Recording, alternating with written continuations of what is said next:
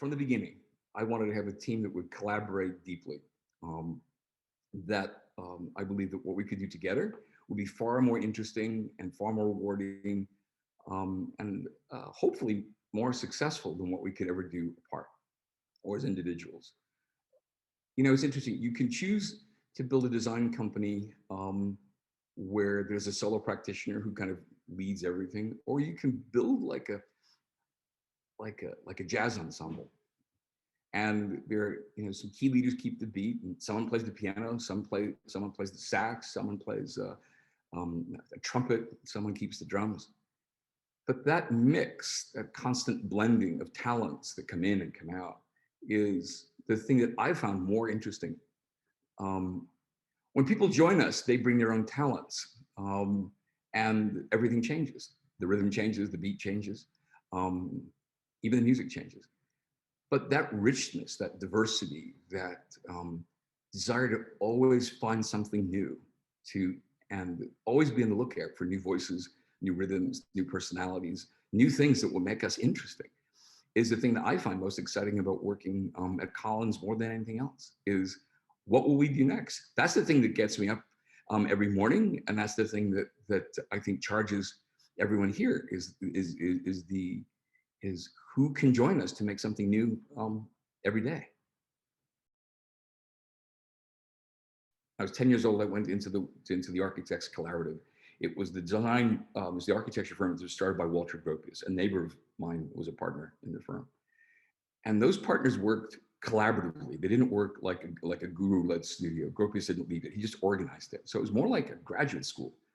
And at its best, Collins is a combination of a design studio, a graduate school, and a hacker's lab. We're always working together. Someone's discovering something new over here. Someone's learned something here. Someone just came back from a trip to Bali. Someone here just read this incredible science fiction novel. And we're always sharing new stuff. That's why the libraries are so important to us in our culture. So we learn together and we grow together. And I think our strength, how do I say, the individuals get the strength from the group, and the group gets the strength from every individual. And I think that's what makes us, if that makes us good, I think that's what it is. The constant search for listening to everyone else's voice and always looking to hearing the most meaningful and sincere new idea or the new thing that they bring in the conversation.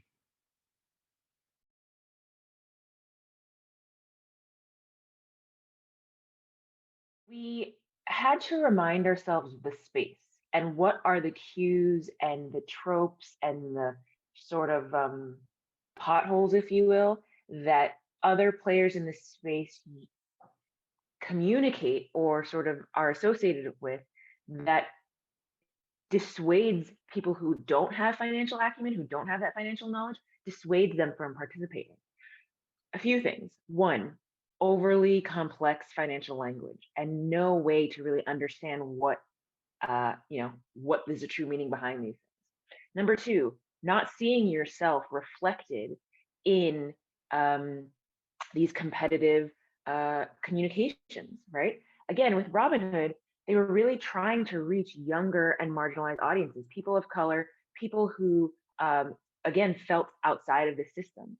So our mandate, whether it's self-imposed or sort of implied by Robinhood as well in their ambition, was how do we create language that breaks down the barriers of participation? So how do we reflect futures that show everyone, right? That show different types of people? How do we also break down financial language in digestible, easy to read and understand human speak, so that if you feel like you're outside of the system and you don't know how to get in and you don't know the language to enter and you don't feel like you're being invited to participate, how do we break down concepts so that it makes sense to every person, not dumbing it down, but breaking it down? And I think that was our cue between language and imagery to show and reflect a future that involved everyone, but also communicate in a way that was human to human, person to person, plain speak, as opposed to financial jargon that didn't make them feel further ostracized from a system that they ought to be participating in for their own futures. The role that we sort of played was in communicating through the visual identity, like to what end? Why? Okay, so now I can do I can do finance, but why should I do it? What is the disproportionate benefit of me spending my time doing this? And in many respects, also like motivation, like finance, even if it's easier, it's still kind of dry. It's not a particularly sexy thing to sort of like spend your Sunday thinking about your finances.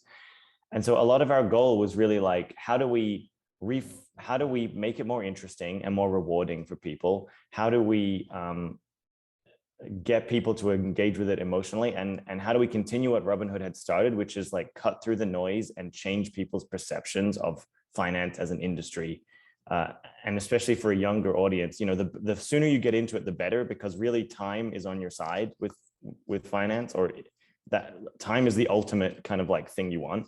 And so, you know, all of these things, and then I suppose us being Collins and sort of always looking to make things distinctive and sort of challenge the status quo, we sort of arrived at this. We landed on this idea that investing is all about the future. It's about being optimistic that the future will be better than today. It's about making a sacrifice today in the hopes that you'll achieve that future. And we sort of wove that idea in with this notion that Robinhood had from the start, which was the idea of democratizing finance for all, which I'm sure Tammy told you turned into this sort of handle that we developed, participation is power. And the visual identity was sort of like a thought experiment in like, what would the future look like if finance was more equitable, if everyone had the means and the capital to pursue their ultimate dreams, and to create that kind of world. The world was a more diversified, representative place of different people's visions and cultures and backgrounds. And we wanted to situate it in the future because we wanted people to understand finance as a future-oriented pursuit, something that is about building a future for yourself. We sort of help plant the seed, but they're the ones who carry it forwards in the long run and kind of nurture it and grow it and hopefully do things with it that we could kind of never imagined. And so in that sense, like, it's really important for us to understand and work with the internal team and make sure that the system that we create plays to their strengths and not even strengths, but the things that they want to do as well. You know, I think a PDF isn't a design system. At the end of the day, a design system is a series of individuals making judgment calls based on a shared understanding of what a brand is. And so, you know, as much as we can in serving all those larger goals, cutting through the noise, differentiating, communicating the right signal, we also want to make sure that that core team feels a sense of ownership and motivation to keep building this design system. We created a visual identity for the San Francisco Symphony that was really grounded in a kind of expressive, dynamic typographic system. The type actually reacts to sound, so it's a kind of an identity that's not just built around a logo, it's built around an entire system that's constantly changing. And I mean, we say that it uses type as a metaphor for musicality, or it brings to life what sound might look like through type, which we found really exciting. But the symphony had if you're talking about their vision, I mean, they came to us with two real things. They wanted an identity that could symbolize and signal the spirit of their location of San Francisco and the Bay Area as a city, not only to the people that live here, but also to the kind of global community. And for them and the people that we spoke to, that was really about innovation. How do we create an identity that feels and communicates innovation in some interesting way? And the other thing about their vision was they were in the middle of a lot of change. And I'm sure that's the same for lots of organizations when they're having a rebrand, but really they'd had the same music director for 25 years, and he was an incredible music director, but he was leaving. There was lots of internal changes and teams going on, and they just brought in a guy called Esa-Pekka Salonen, who is a new musical director. He was in London for a long time, which is really exciting. But he said, I don't want to lead any orchestra until San Francisco came to him, because he just wanted to compose and kind of do things his own way. But San Francisco said, look, forget all of the kind of things that you think you're supposed to do when you're leading an orchestra. You can do whatever you want. You can kind of redefine classical music for the next century. And he said, okay, well, I'll come along, but I'm a 60-something-year-old white dude. I can't do this on my own. I'll only do this if you let me invite some other people to help me. So they together created a collaborative leadership model where they invited 8 people from like the extremes of the symphonic world, but also Bryce Desner from the National, AI entrepreneur, roboticists, jazz musicians to kind of curate and create the season for them.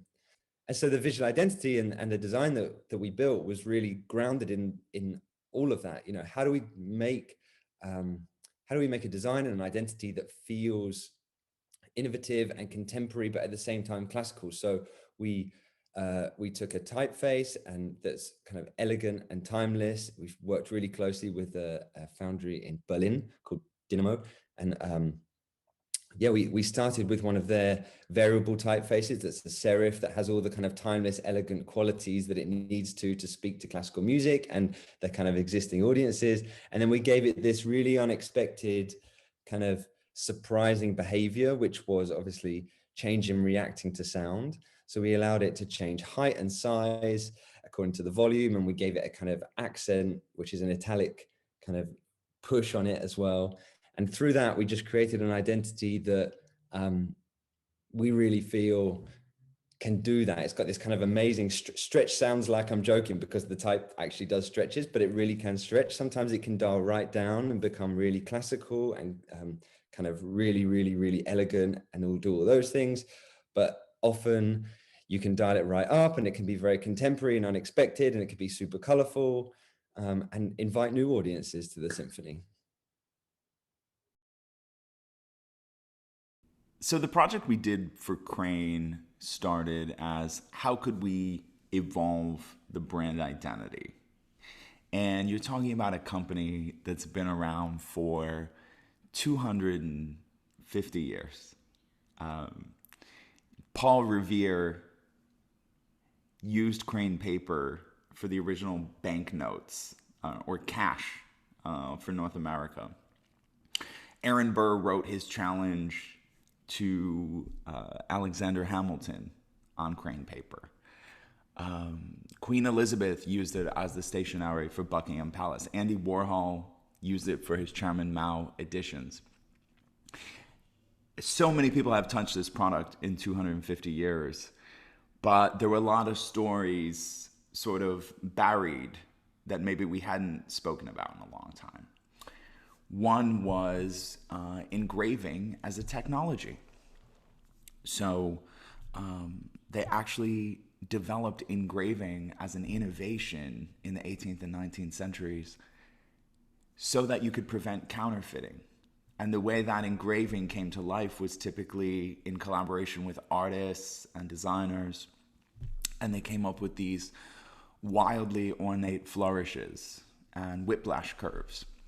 At the same time, you have this company 250 years later where all of the traditions and all of the methods used to print and manufacture this paper are still in place today.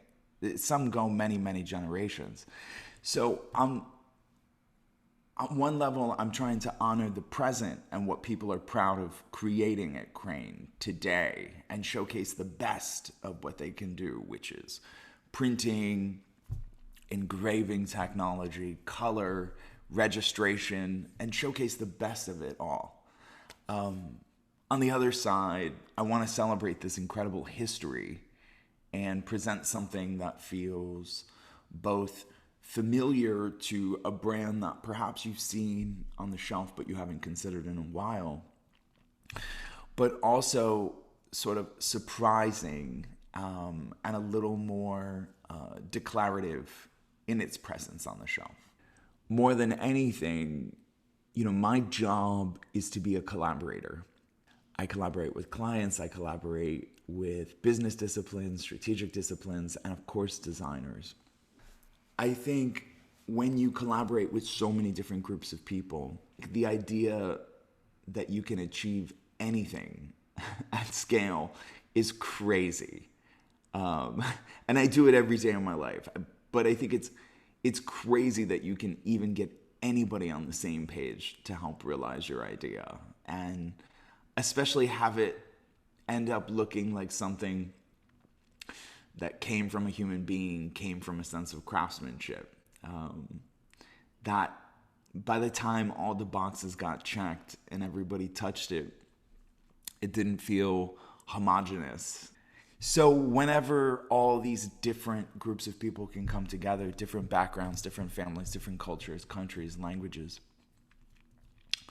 and we can all rally around one idea and take that to market, while honoring something that's existed in our history for over 200 years, that's something I'm quite proud of.